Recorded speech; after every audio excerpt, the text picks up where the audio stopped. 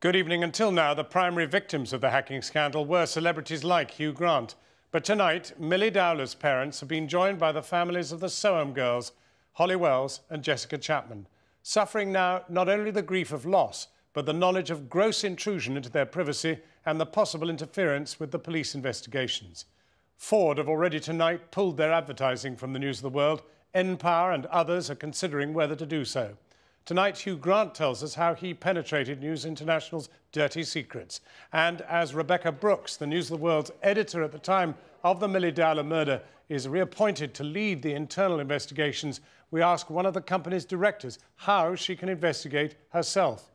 The other headlines: as Bombardier train builders lay off 1,400 workers, can anything be done to save Britain's last rolling stock builder? And from Afghanistan tonight, as David Cameron visits the country, confusion about how a British soldier met his death. Kidnapped, captured, or what? Also tonight, at 7:35, the crowds went Caracas. Venezuelan President Hugo Chavez appears for the first time since his cancer surgery. At 7:45 tonight, all the sports news, including a hero's welcome in Serbia for the Wimbledon champion Novak Djokovic. And I'm going to be talking to Victoria Wood and Johnny Vegas about how they're putting the Manchester into the Manchester International Festival.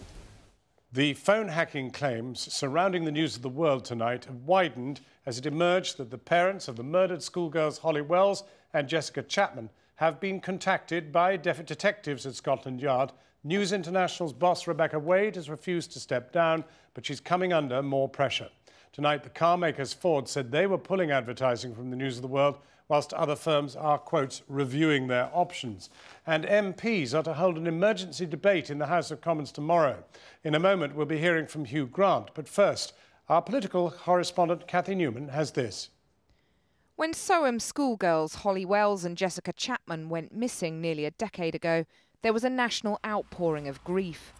But while the nation mourned for the two girls, it's claimed the News of the World secretly and illegally arranged to hack into their parents' phones.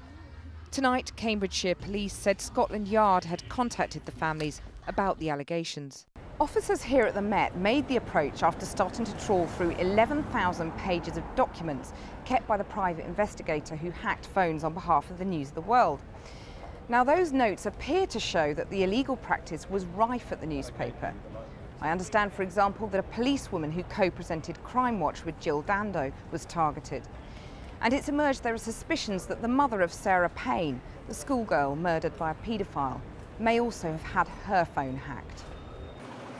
Sarah Payne's mother teamed up with the News of the World, campaigning for a law change to protect children from sex offenders. Her charity said tonight it had so far not been shown any evidence the paper had hacked her phone. News International said it knew nothing of the new allegations until this evening. So what exactly went on at the News of the World when Rebekah Brooks was at the helm? Her successor as editor, Andy Coulson, quit when one of his staff was convicted of phone hacking.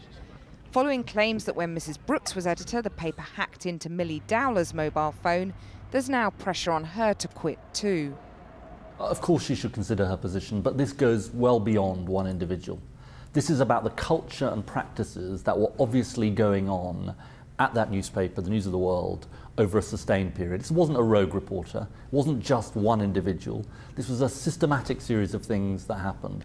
There's a growing sense of crisis at News International, but in an email to staff today, Mrs. Brooks said she had no intention of resigning and had no knowledge of the allegations about Millie Dowler. She wrote, "We were all appalled and shocked when we heard about these allegations yesterday. I have to tell you that I am sickened that these events are alleged to have happened. Not just because I was editor of the News of the World at the time, but if the accusations are true, the devastating effect on Millie Dowler's family is unforgivable. I hope that you all realise it is inconceivable that I knew or worse sanctioned these appalling allegations." The Prime Minister was forced to break off from his visit to Afghanistan to deal with questions about the phone hacking scandal. He's carefully cultivated links to both Mrs. Brooks and her newspapers. The police in our country are quite rightly independent, but they should feel they should investigate this without any fear, without any favour, without any worry about where the evidence should lead them. They should pursue this in the most vigorous way that they can in order to get to the truth of what happened. The scope of that inquiry, codenamed Operation Wheating, is now widening. The investigation had originally focused on phones hacked by this man, Glenn Mulcair, in 2005 and 2006. Now police are casting back as far as 2000. MPs were tonight asking why the police didn't cast the net wider earlier. Labour MPs leapt to their feet to demand an emergency debate tomorrow on calls for a judicial inquiry into phone hacking. There was less support on the Conservative side. Kathy Newman reporting. Well, the actor Hugh Grant is one of those calling for a full public inquiry into the phone hacking scandal. He turned investigator himself earlier this year when he secretly recorded a meeting with a former News of the World executive who claimed it was routine to hack the phones of friends and relatives of murder victims like Milly Dowler. I spoke to Hugh Grant a short time ago and asked him if he really thought there was a cosy relationship between the police, News International and politicians. They have been for many years, and that's not really questionable anymore.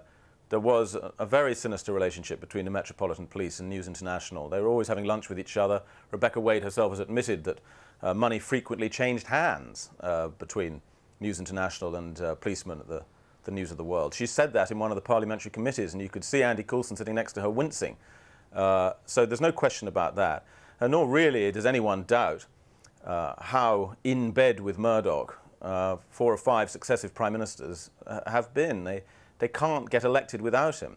But there are bound to go through the most humiliating, sycophantic hoops to stay his best chum, and David Cameron being no exception. Well, but there are bound to be people who will be looking in and saying, well, hacking phones, I mean, listening into other people's conversations, is it so bad? Why should this now be dominating the news?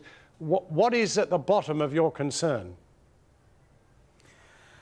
Well, it's difficult to talk about my concerns with regard to the rights and wrongs of the theft of personal, of privacy, which is a very fundamental human right, for another person's commercial gain. I mean, I'm happy to come and talk about that anytime you like.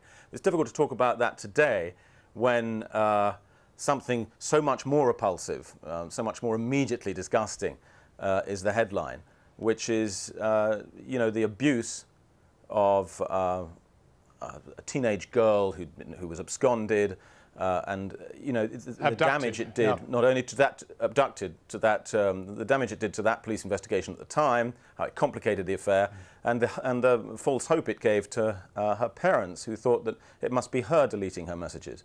But the contrasting picture that you give us, in a sense, is that what is being described here is, in the end, a coalition, to use a current word, between the police, the politicians, and the Murdoch empire. But in the end, there is no... Cabal is a word I would prefer. Well, there is no absolute proof that this is the case. Well, that's your job, John, and the job of good journalists, and above all, brave journalists. Now we have a chance, especially in the light of such revolting revelations as today, to really get public opinion behind changing this, because it's not going to come from our politicians, who unfortunately are completely in bed with, well, apart from a few brave souls like Tom Watson. Well, I mean, how brave a soul are you? I mean, are you laying yourself open to that kind of further attack? Or have they done their worst? Well, I'm sure there's always more dirt to find, and there's more nastiness to be written, but I feel it's worth it. Perhaps I'm wrong, but I don't speak entirely from personal grievance, although any man who's had his privacy stolen on a regular basis, whether it's phone hacking or publishing my medical records, any man would feel aggrieved. I speak also out of outrage and disgust at stories like today's, and I also speak because I actually do care about this country, and I like to feel proud of our democracy, you know, with its system of checks and balances that usually puts things right.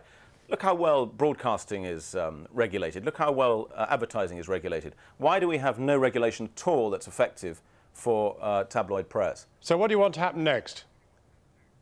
I want a public inquiry into the culture and methods of tabloid journalism, if we can call it journalism. And I want, ideally, a better forget the PCC, just throw it out, and have a proper regulatory body with the power and the fangs of something like Ofcom.